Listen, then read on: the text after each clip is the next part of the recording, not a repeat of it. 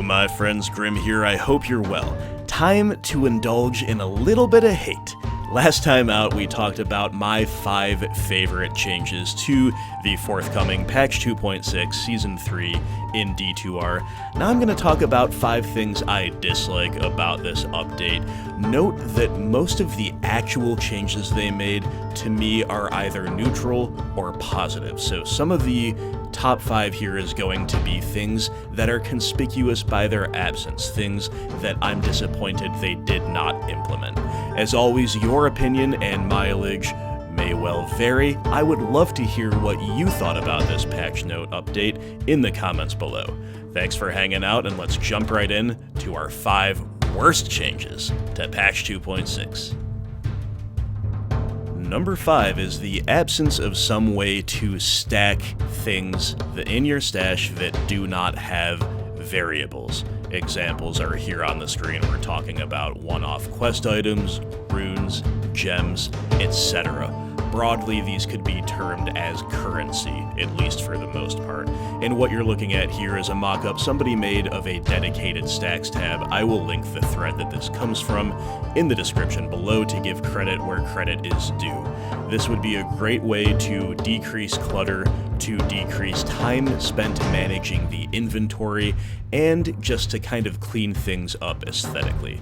And this doesn't even have to go quite this far, although I do like most of what I see here in this mock-up.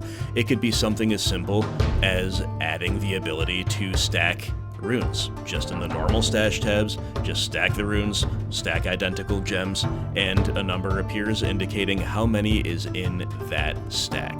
Seems like a relatively common request when you peruse discussions about what people want in updates and what people don't like about this game. And I know that some will say that inventory management, including charms for example, is part of the game. It's part of the challenge. But to me, the tedium and the busy work outweighs whatever challenge might accrue to the player while trying to manage the million trillion different things kicking around his or her stash. Number 4, the absence of any sort of loot filter. Now, this is slightly higher up the list, even though it is probably slightly more controversial than number 5, simply because a lot of people think that when you're running an area together, part of the game, part of skill, part of rewarding reflexes and experience and everything else that goes into being a good D2 player is grabbing the item before other people can. I completely and totally agree. So that's why I don't think that a radical loot filter is necessary. But what I don't like is massive clutter on the screen like you're seeing here. Number 1, it reduces immersion. It takes away from the aesthetic appeal of the game when there are just simply so many words and numbers on the screen. And then it gets worse when you're in more cramped areas or when you have even more clutter on the screen.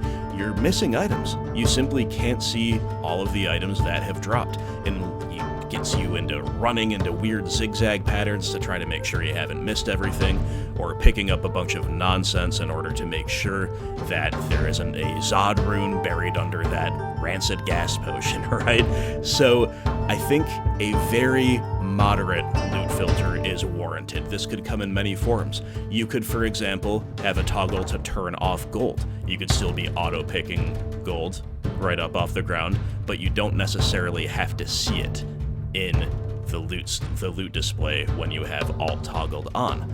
That would be a very simple quality of life improvement.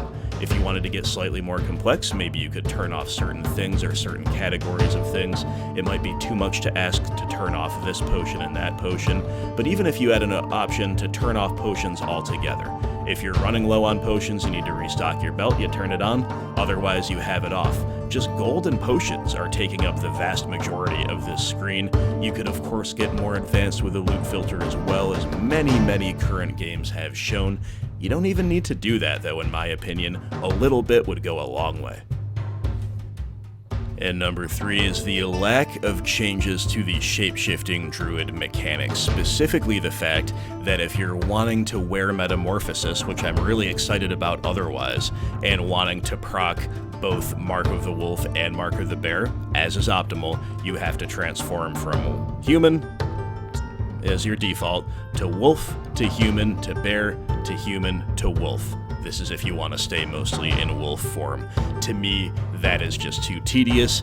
That is just too much like the pre-buff type of stuff that I really dislike about this game. It feels like micromanagement. It feels like you're doing chores, basically, as opposed to diving into the game and having fun, doing what you want thematically, farming powerfully, all the rest of the things that we really, really like about this game. And it actually is a little bit of salt in the wound that they actually buffed Metamorphosis. I thought it was quite good, very, very good before these buffs. Now we have plus 25% chance of crushing blow, stock, base, no longer attached to Mark of the Bear. And Mark of the Wolf got a bonus to attack rating of 30 now, instead of 20. All of this is very good. All of it is awesome. I like Metamorphosis, as mentioned, even before these changes, but the fact that you still have to go through that clunky multi-transformation process every 180 seconds at minimum just kind of kills the whole vibe for me. Number 2 is the lack of love in kind of a holistic or general way for melee characters. Now, there are specific buffs to specific ways to play melee characters. We just covered one of them in the form of Metamorphosis. However, melee in general is kind of a fool's errand if you want to be optimal relative to casters or even relative to ranged characters generally in this game. It's a labor of love. Godspeed to all the melee mains out there. I'm also somebody who is kind of drawn toward the melee aesthetics and theme more than casters. That said, it's definitely an uphill slog, and there are 3 very easy buffs that they could have implemented to the melee realm, just found in reading through one single thread discussing this patch. The first one is a flat buff to all characters' attack ratings. The second one is a flat buff, I think they said 150%, to all weapon damage. And the third one is adding a 4th tier of item beyond elite. Now, all of these are relatively easy in terms of programming, at least I would assume, relative to some more nuanced or complex changes. Some people want splash damage in form of AoE, basically, with melee. The list goes on and on and on, but the fact that none of these were implemented means that the incentives haven't really changed, and you're still mostly looking at casters if you want to do the typical fast clear, good farming, magic finding, endgame D2R experience. It's a shame. And here in the top slot, my friends, the only one that actively pissed me off. Druid is already generally considered the weakest class, or at least among the weakest classes. So what do we do for a Druid update? Well, there's only one. Fixed an underlying issue that caused the Druid's Shockwave skill to do an unintended amount of damage. Developers know we wanted to implement targeted changes and buffs for the Druid instead of having a particular Druid build be strong because of a bug. Well, guess what? You didn't implement those targeted changes and buffs. They're not here. I don't see them anywhere in these patch notes, right? And I understand the idea that we want to iron out the bugs, and yes, it's better that a particular build is designed to be a certain way and works that certain way, and it's not the result of a bug or an exploit or a mistake. That said, why pull out the rug from under a very unique, very cool, but only like B-tier build in the form of this Shockwave Druid before implementing those buffs? Anyway, my friends, there you go. Those are my top 5 worst changes that are coming to D2R in patch 2.6. As I said before, let me know what yours are. Give us a thumbs up and a subscription, please, if you have not done so. And I'll see you soon.